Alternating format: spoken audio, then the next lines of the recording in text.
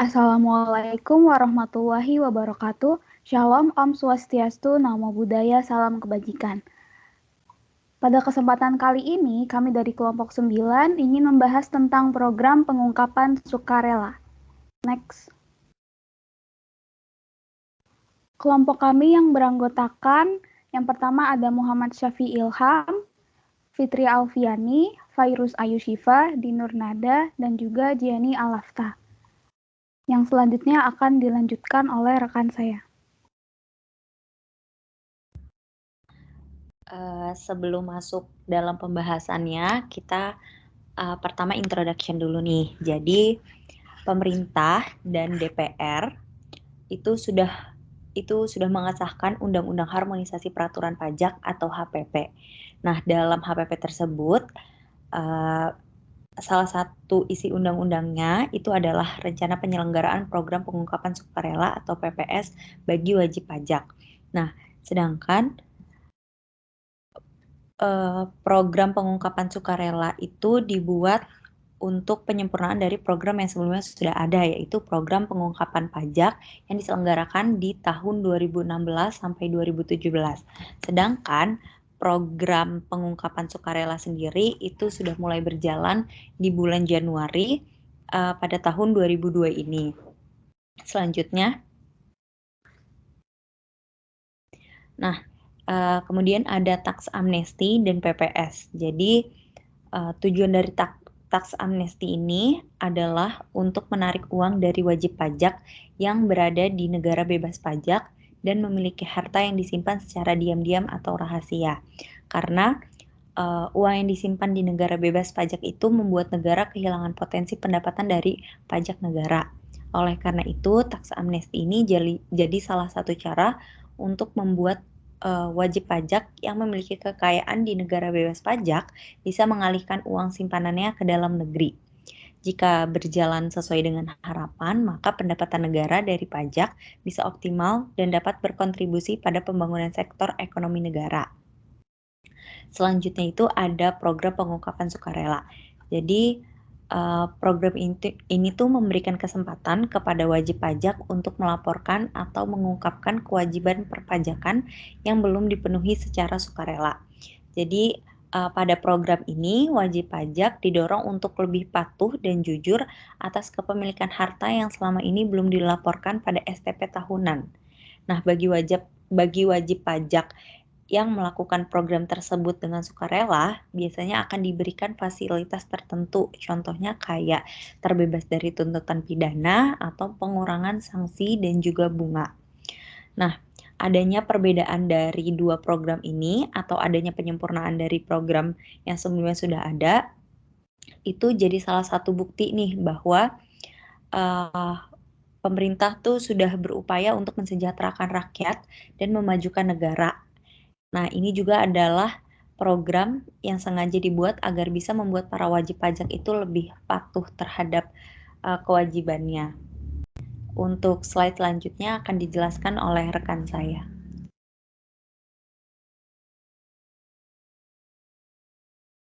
Baik, saya akan melanjutkan presentasinya. Perbedaan antara program pengungkapan sukarela UU HP dengan pengampunan pajak. Yang pertama itu di pengampunan pajak di mana seharusnya dibayarkan dengan cara pengungkapan harta wajib pajak yang bersangkutan dan membayar uang tembusan. Sedangkan program pengungkapan sukarela UU HP, program yang memberikan kesempatan pada wajib pajak untuk mengungkapkan kewajiban terkait perpajakan yang belum diselesaikan secara sukarela. Lalu poin yang kedua, pengampunan pajak ini dibagi menjadi 3 periode. Periode pertama sejak diundangkan UU Pengampunan Pajak sampai dengan 30 September 2016. Periode kedua mulai 1 Oktober 2016 sampai dengan 31 Desember 2016. Dan periode yang ketiga dari 1 Januari 2017 sampai dengan 31 Maret 2017. Sedangkan program pengungkapan sukarela UU HP itu tidak terbagi menjadi beberapa periode. Nah, masa berlakunya itu sejak awal tahun 2022 sampai dengan 30 Juni 2022.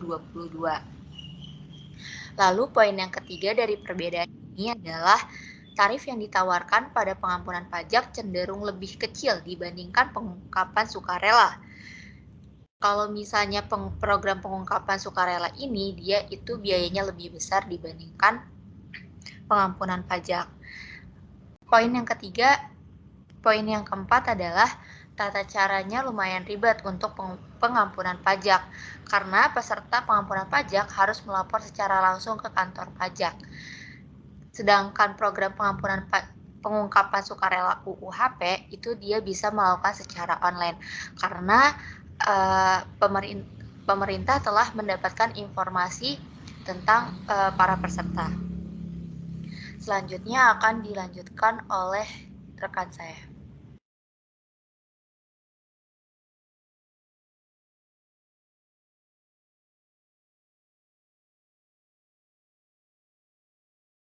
Nah, selanjutnya itu ada negara yang memberikan pengampunan pajak dan apa dampaknya bagi negara tersebut.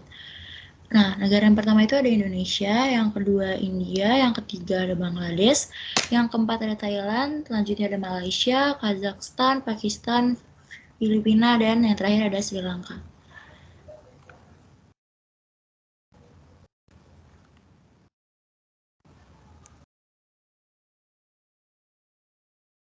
Ya baik, selanjutnya ada tabel 2.3 tax amnesty di 9 negara. Nah, dampaknya bagi negara tersebut secara umumnya, amnesti pajak diprediksi akan membuat pengelak pajak untuk menunggu sampai amnesti pajak masa depan memberi mereka tarif pajak terbaik.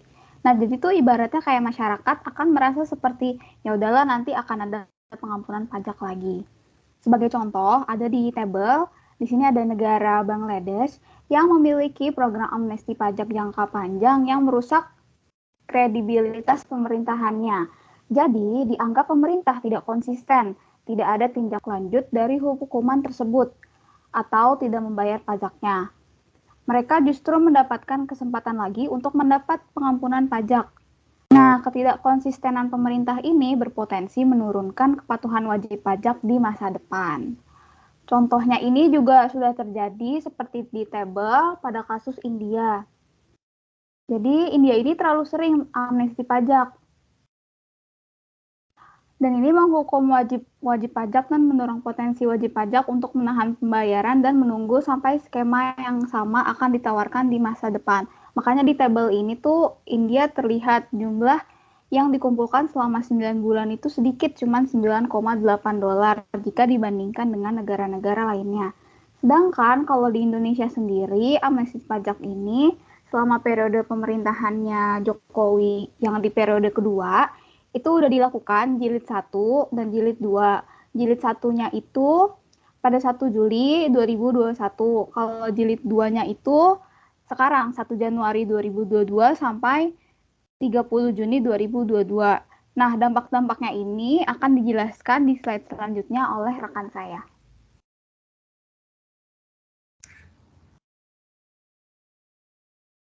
Oke, ini dampak dari tax amnesty. Pada bukunya yang berjudul Penelitian Dampak Kebijakan dan Keberhasilan Tax Amnesty yang ditulis oleh Yuwita pada tahun 2018, keberhasilan tax amnesty bagi perekonomian Indonesia, di mana hasil penelitiannya ini menggunakan metode kualitatif dengan pendekatan eksploratif deskriptif. Hasil dari penelitian ini menunjukkan bahwa kebijakan tax amnesty di Indonesia dinilai berhasil dan berdampak terhadap perekonomian negara. Secara umum, pemerintah memang menyatakan pelaksanaan tax amnesty di Indonesia ini cukup berhasil, khususnya dari dana penerimaan tax amnesty. Namun, di sisi lain, Direktorat Jenderal Pajak atau Ditjen Pajak mengakui program pengampunan pajak alias tax amnesty ini dianggap gagal oleh beberapa kalangan pengamat. Kegagalan tax amnesty ini tuh diantara lain disampaikan oleh peneliti Indef Muhammad Reza Hanif yang menyatakan ada 3 kegagalan tax amnesty. Yaitu kegagalan yang pertama dilihat dari mandat UU Tax Amnesty. Menurutnya di pasal 2 ayat 2 itu disebut tujuan tax amnesty ada 3, yaitu mempercepat pertumbuhan dan restrukturisasi ekonomi melalui pengalihan harta, antara lain akan berdampak terhadap peningkatan likuiditas domestik, perbaikan nilai tukar rupiah, penurunan suku bunga, dan peningkatan investasi. Nah, ketiga tujuan itu tidak tercapai. Kegagalan yang kedua adalah uji statistik pengaruh repatriasi terhadap variabel tujuan pasal 2 ayat 2 huruf A UU pengampunan pajak itu ternyata tidak tercapai.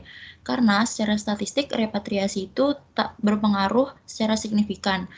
Variabel-variabel seperti likuiditas dan nilai tukar justru lebih terpengaruh oleh kondisi ekonomi global dan daya saing investasi.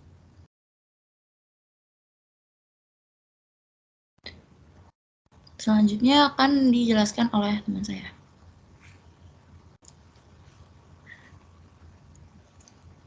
Selanjutnya itu ada dampak teks amnesti yang positif dan negatif. Dampak positif yang pertama, potensi penerimaan APBN menjadi bertambah dan berkelanjutan. Yang kedua, repatriasi memberikan dampak fundamental perekonomian negara. Yang selanjutnya mencegah praktik penyelundupan pajak. Dan yang terakhir itu meningkatkan kesadaran atau kepatuhan wajib pajak di Indonesia.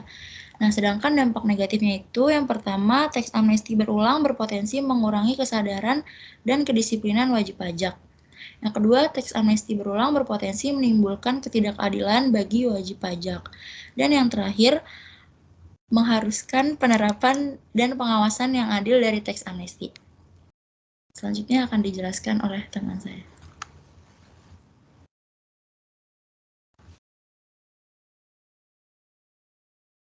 Baik, selanjutnya ada kesimpulan. Nah, jadi program pengungkapan sukarela ini dilatar belakangi oleh dua hal. Yang pertama itu masih terdapat peserta pengampunan pajak atau tax amnesty yang belum mendeklarasikan seluruh aset pada saat pengampunan pajak. Yang kedua, masih terdapat WPOP yang belum mengungkapkan seluruh penghasilan dalam SPT tahunan pada tahun 2016 sampai 2020. Program PPS ini memberikan kesempatan bagi wajib pajak yang belum melaporkan kewajiban pajaknya untuk melakukan pelaporan terhadap aset yang belum pernah diungkapkan sebelumnya. Dengan demikian, program pengungkapan sukarela ini dirasa dapat meningkatkan kepatuhan dan kesadaran wajib pajak. Selanjutnya akan dibacakan oleh rekan saya.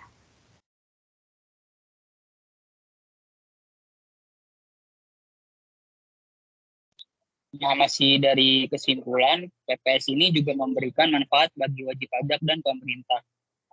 Nah, bagi wajib pajak sendiri, mereka akan terbebas dari sanksi administratif dan perlindungan data bahwa mereka itu harta yang diungkapkan tidak dapat dijadikan sebagai dasar penyidikan dan atau penuntutan pidana terhadap wajib pajak.